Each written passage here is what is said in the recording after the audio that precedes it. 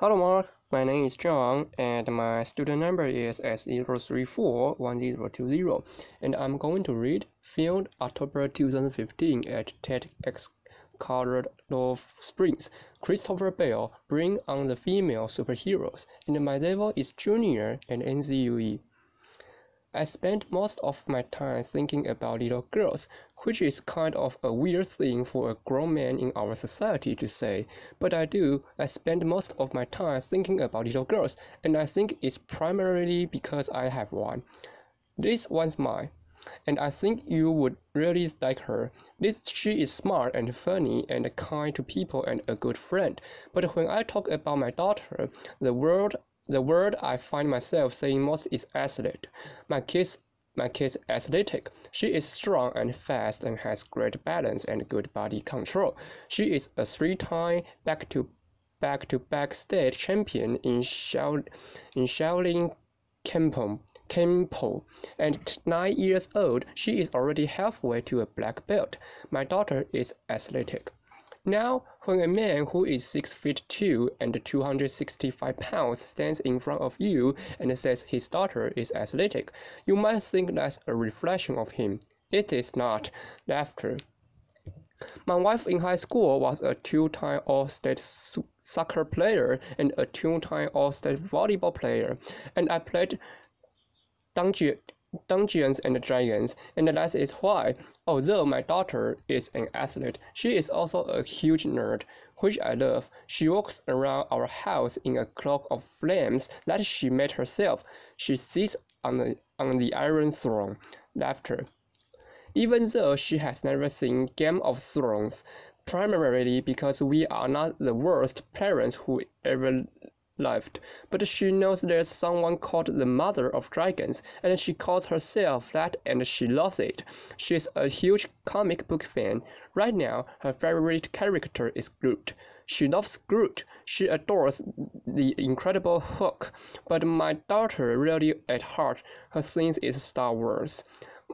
My kid is a Jedi, although some days she's also a Sith, which is a choice that I can respect. After. But here's the question that I have to ask. Why is it that when my daughter dresses up, whether it's Groot or the Incredible Hulk, whether it's Obi-Wan Kenobi or Darth Maul, why is every character she dresses up as a boy? And where are all the female superheroes? And that is not actually the question, because there's plenty of female superheroes. My question really is, where is all the female superhero stuff? Where are the costumes? Where are the toys? Because every day when my daughter plays when she dresses up, she's learning stuff through a process that, in my own line of work as a professor of media studies, we refer to as public pedagogy. That is, it is how societies are taught ideologies. It's how you learn what it means to be a man or a woman, what it means to behave yourself in public, what it means to be a patriot and have good manners. It's all the constituent social relations that make us up as a people. It's, in short, how we learn what we know about other people and about the world. But we live in a 100% media saturated society. What that means is that every single aspect of your human existence outside of your basic bodily functions is in some way touched by media.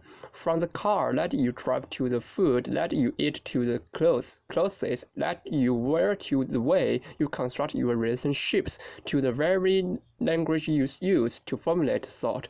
All of that is in some way mediated. So the answer in our society to how do we learn what we know about other people and about the world is largely through media. Well, there's a wrinkle in that our society, media doesn't simply exist as information distribution technologies and devices. They also exist as corporate entities, and when the distribution of information is tied to financial gain, there's a problem. How big of a problem? Well, think about this. In 1983, 90% of American media were owned by 50 companies. In any market, 50 companies doing something is a lot of companies. It's a lot of different worldviews. In 2015, that number has shrunk to 6. 6 companies. They are NBC, Universal, Comcast, AOL, Time Warner, the Walt Disney Company, News Corp, Viacom, and the CBS Corporation. These 6 companies produce 9 out of every 10 movies you watched, 9 out of every 10 television shows, 9 out of every 10 songs, 9 out of every 10 books. So my question to you is, if 6 companies control 90% of American media, how much influence do you think they have over what you are allowed to see every day? Because in media studies, we spend a lot of time saying that media can tell us what to think, and they can't, they're terrible at that. But that's not their job. Media don't tell us what to think, media tell us what to think about. They control the conversation, and in controlling the conversation, they don't have to get you to think what they want you to think. They'll just get you think about the things they want you to think about, and more importantly, not thinking about the things they don't you to think about. They control the conversation. How does this work in practice? Let's just take one of those companies. We'll do an easy one. Let's talk about the Walt Disney Company for a second. The reason why I always pick the Walt Disney Company is this. Is there a single person in this room who has never seen a Disney movie? Look around. Exactly. I picked Disney because they have what we call 100% penetration in our society. Every single person has been exposed to Disney. So it's an easy one for me to use. Since 1937, Disney has made most of its money selling princesses to girls. It's made a huge chunk of its money on this. Of course, the princess your daughter is interested in, as my daughter is this one. C. In 2012, Disney purchased Lucasfilm for the sum of $4 billion, and immediately they flooded in the Disney stores with Han Solo and Obi-Wan Kenobi, with Darth Vader and Luke Skywalker and Yoda, and not Princess Leia. Why? Because this princess messes up the public pedagogy for these princesses. So Disney did not put Princess Leia merchandise in the store. And when people want to Disney and say, "Hey, where's all the Princess Leia stuff?" Disney said, "We have no intention of putting Princess Leia merchandise in the store." And the fans were angry, and they took to Twitter with the hashtag "We want Leia," and Disney said, "What? That's not what we meant. What we mean was, we don't have any Princess Leia merchandise yet, but we will." And that was in 2012, and it is 2015. And if you go to the Disney store, as I recently have, I look for Princess Leia merchandise. Do you know how many Princess Leia items there are in the Disney store? 0. Because Disney has no intention of putting Princess Leia in the store. And we shouldn't be surprised, because we found out that was their policy when they bought Marvel in 2009 for the sum of $4.5 billion. Because when you make a lot of money selling princesses to girls, you also kind of want to make money from boys. And so what better to sell boys than superheroes? So now Disney had access to Captain America and to Thor, and they had access even to a group of superheroes no one had ever even heard of. That's how good Marvel was at selling superheroes. Last year, they released a film called Guardians of the Galaxy. It's a film that absolutely should not work. Nobody knew who they were except for comic book nerds like me. One of the characters is a talking tree. One of the characters is an anthropomorphic raccoon. It should not work, and then they made a killing off of Guardians of the Galaxy. This character here in the middle, her name is Gamora. She's played by Zoe Saldana, and she is strong and smart and fast and fights like a ninja, and she is played by a beautiful black woman, and my daughter fell in love with her. So like any good nerd dad, I went to buy my daughter Gamora stuff, and when I got to the store, I learned a very interesting thing. If I want to buy her a Gamora backpack, well, Gamora's not on it. They probably should have marketed this as Song of the Guardians of the Galaxy after. And if I wanted to buy her a lunchbox, she wasn't on it. And if I wanted to buy her a t-shirt, she wasn't on it. And as a matter of fact, if I went to the store, as I did, and I looked at the display, you would find a small picture of Gamora right here. But if you look at any of the actual merchandise on that shelf, Gamora is not on any of it. Now, I could have taken to Twitter with the hashtag "Where is Gamora?" like millions of fans did across the world, but the truth was I wasn't even really that surprised, because I was there when Disney had released the Avengers, and just this year we got a new Avengers movie, The Age of Ultron, and we were very excited because there was not one but two female superheroes, Scarlet Witch and Black Widow. And we were very excited, but here's the real thing about this. Even though Scarlett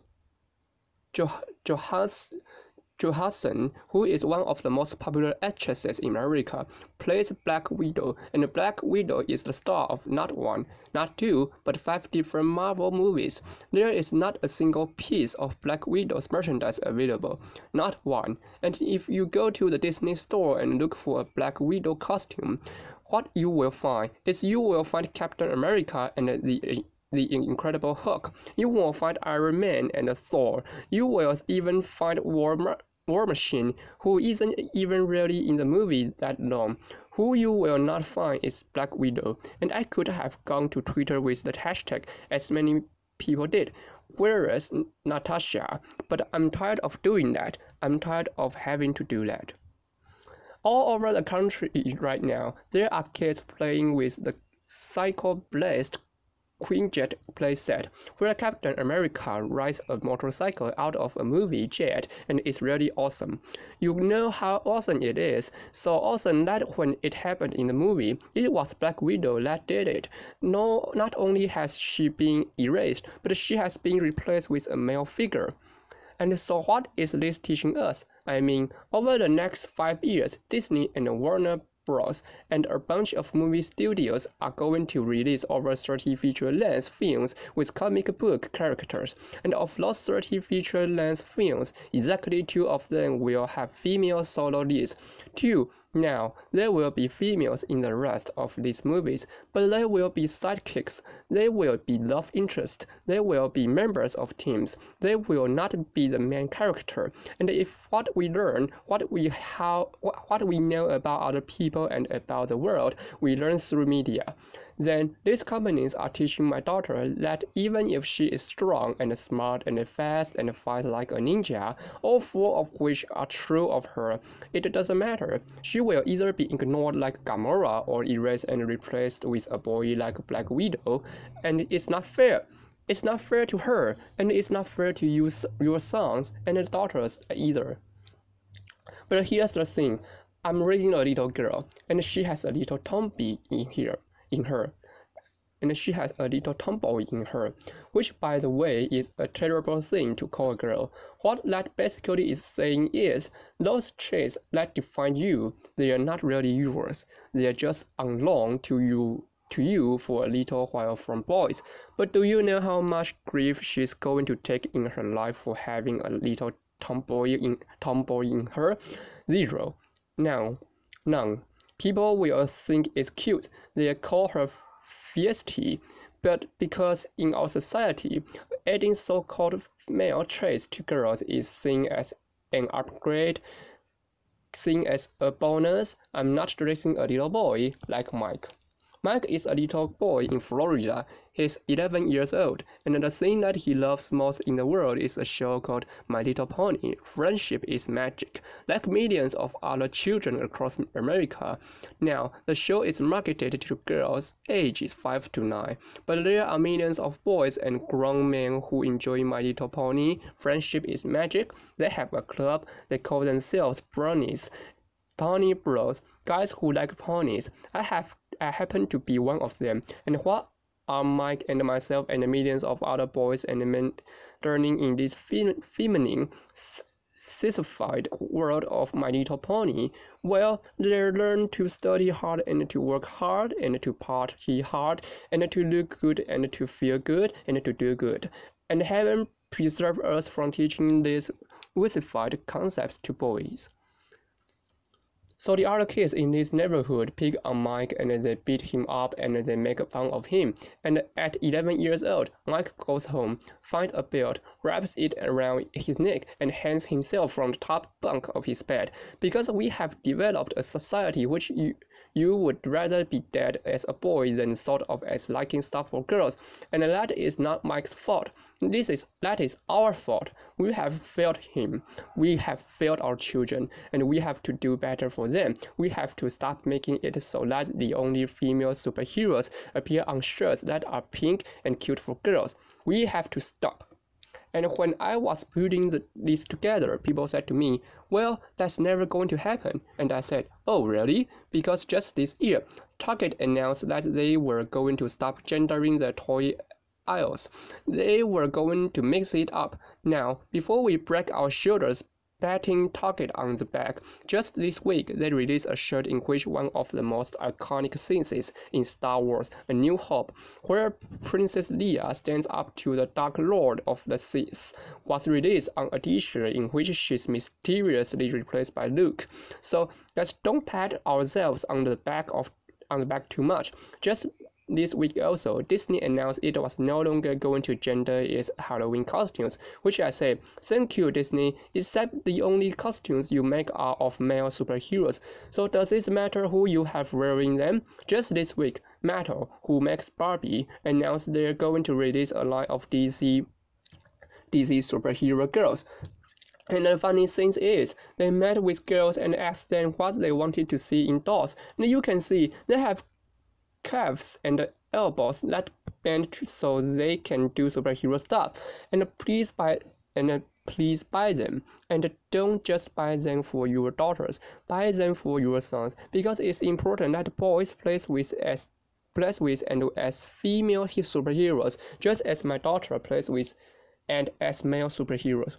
As a matter of fact, what I would love is a world in which every person who goes to the store goes with a little flowchart in their head of whether or not they should buy this toy for a boy or a girl. And it's a real simple flowchart because it only has one question on it. It says, is this toy operated with your genitals? Laughter.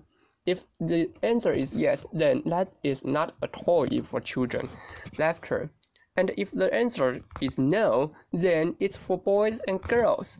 It's really simple, because the future of the future, and in my future, boys and girls are equally respected, equally valued, and most importantly, equally represented.